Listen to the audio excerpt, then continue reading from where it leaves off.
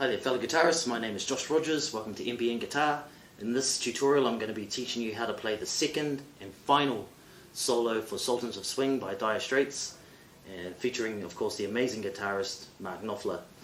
Before we start off, make sure that if you want to play it like him, you should be using these three fingers, throw your pick out the window and get into it. I know a lot of people out there play this song with a pick, and you know what, so do I, sometimes. But when I'm really feeling like I should be paying tribute to Mark Knopfler, I make sure I use my thumb, index, and middle just like he does. Alright, let's do this. So we've got this. I think Mark Knopfler plays all this on the G string, but as I've explained so many times, when you're on an acoustic guitar, sometimes you have to put things on different strings so that you can do the bends. So I've changed it from the G string to the B. Okay, so let's do that. That's 8, and then a full step up, so we're bending to this pitch at the 10th fret. And then we release and play the 8th fret. So, then 6, 8, 6, and 7 on the G string. So everything's on the B up until that last note. Then, so we're bending again, then releasing, and then picking when we release. Or I should say, picking when we arrive back where we started. Then we've got a series of hammer pull-offs. Okay, so that's 5-8-5, hammer pull-off. 7-9-7 on the G. 5-7-5 on the G. 5-7-5 on the D. 5-8-5 on the A string. Like this.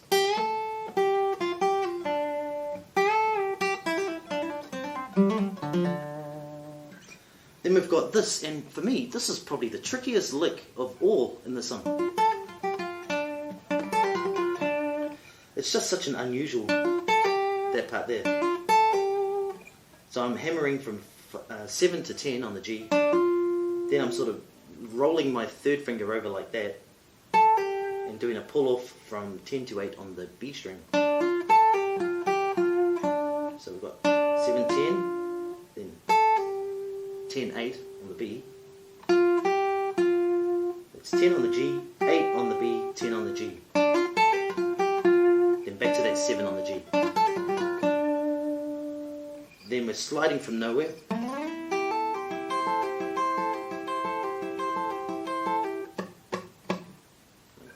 So slide from nowhere on the G up to the 9th fret. Then hammer 8-10-8 on the B string. And then back to 9, and then you're going to do that kind of lick. So just get used to doing that. So it's 9 on the G, then 8 on the first string, and then pull off 10-8 on the B string. This is why using the fingers is good. This is quite tricky to do with a pick.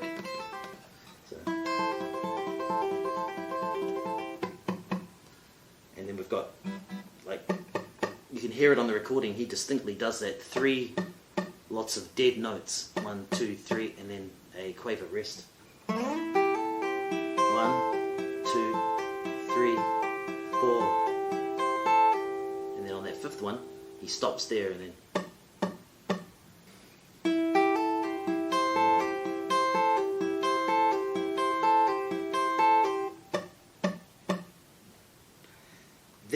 we come up to this, like, I think this is the coolest lick in the whole song.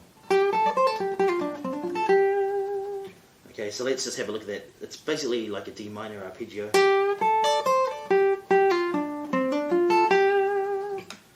We're doing a bend. It's supposed to get up to there, that pitch, but like I said, don't worry about it. Just bend a little bit. So we're bending on that 12th fret on the G string, and then we've got 10-10 from B to E. Then a pull off from 13 to 10 on the B. So we've got 12, 12, pull off to the 10 on the G string, and then finish on the 12th fret of the D string. And then,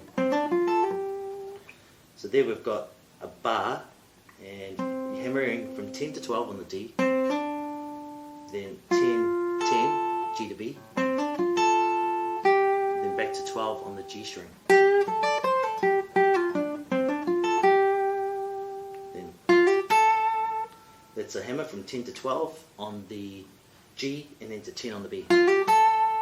Then 12 on the G, 10, 11 on the B. And then another dead note. So that's a bend, full step from 11 to 13. While you're bending and holding, hit that 12th fret on the first string. Then hit the 11 again and then release. Then to the 10th fret on the first string. So we've got.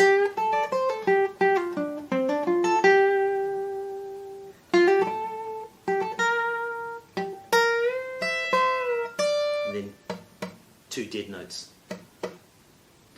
And then we're into the final riff, the riff that everyone loves, I suppose. It's where he starts going real fast.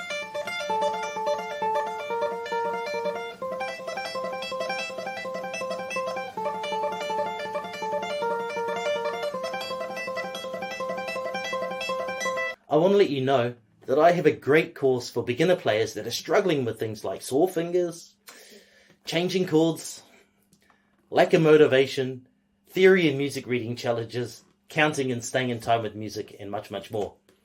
I've been through all that myself, and so have many of the thousands of students that I have taught personally in groups and online over the past 30 years as a teacher and performer. 30 years. Whew. I know what it's like to have sore fingers, miss notes, play a chord and wonder why it sounds as if your guitar is broken. The Essentials Primer for Beginners addresses all of those things and provides solid advice gathered from my years of playing, teaching, and sharing stages with many incredible musicians in New Zealand and around the world. With more than 180 professionally recorded video lessons, a course ebook, quizzes, and checklists to assess and challenge your progress, this course can get you serious results and transform the way you play and approach learning guitar and music. As you travel through the course, your character will level up from snivelling beginner underling to a shining golden exemplar that wields control over the basic fundamentals of guitar wizardry with impunity. Click the link here or in the description to access all of the first module's incredible lessons, quizzes, checklist, and coursebook absolutely free. So let's just have a look at this one. It's the same type of pattern, he's just doing 3 different chords. So we've got a D minor. That's a pull off from 13 to 10 on the first string, and then 10 on the B, 10 on the E. I keep this kind of bar across the first 2 strings throughout this entire part. So you're going to do that 4 times. 1, 2, 3, 4. Now this here, in the recording, you actually hear like that. But I kind of do real notes in there, like. So we've got that 4 times. 1, 2, 3, 4. And then we're just going to put our second finger onto the 11th fret of the B string and do the exact same thing again. Now in the recording, you hear in between the shift from here, from the B flat to the C chord.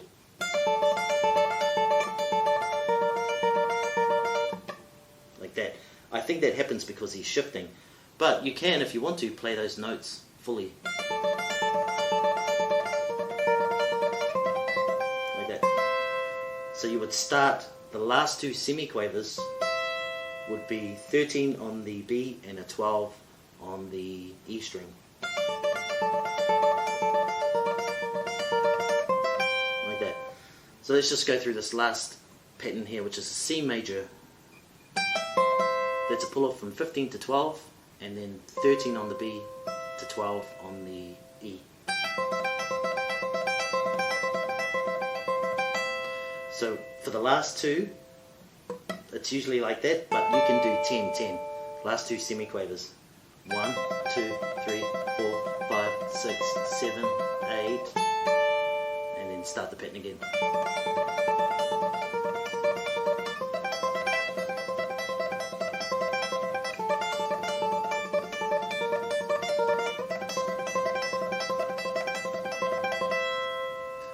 Then we've got, so that's a bend, 15 to 17 on the first string, then pick it again and release, then 13, 15, 13, then twice on the 15th fret, and then it's kind of into the outro and I just muck around there.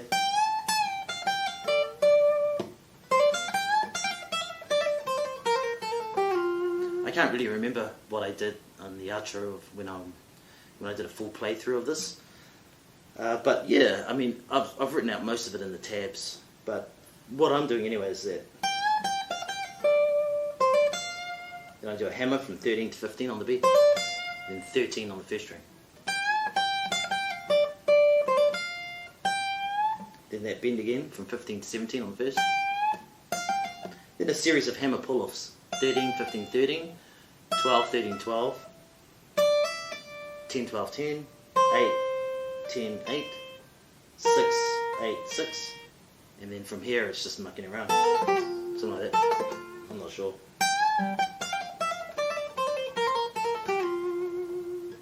But that's it anyway, that's the outro. I hope you've enjoyed the lesson. For me this is a huge song to do, and I dedicated it to my father. He died a few years ago and this was his favourite guitar song, and I remember him saying, "Oh Josh, you know, you can't really play the guitar unless you can play that song," and I really decided to learn it from that point. I really like Dire Straits anyway, and that song, you know, once I nailed it I felt like, yeah, you know, I've got my father's respect now because I can play the song. And Cavatina, that was the other song that he really liked.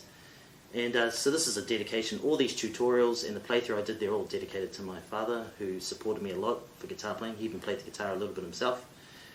And also to my mum. She was right there helping support me, and they bought me my first, well, not my first guitar, my second guitar. My first guitar was free. But yeah, so this is a dedication, not just to my dad, but also to my parents in general for helping me, you know, supporting me to become a guitar player. Without them, I would not be here. I would not be sharing all of this information with you out there. All the best with your guitar studies, and as you know, let your fingers fly.